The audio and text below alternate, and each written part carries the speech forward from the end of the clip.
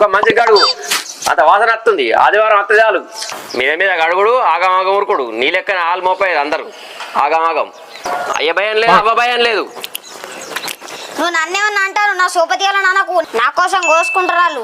అబ్బా నీకోసం కోసుకుంటారా ఇప్పుడే మొగను ఆయన నువ్వు కనకాపద్దు అందుకుంటే మళ్ళీ ఈ పంత వాళ్ళు కాలే.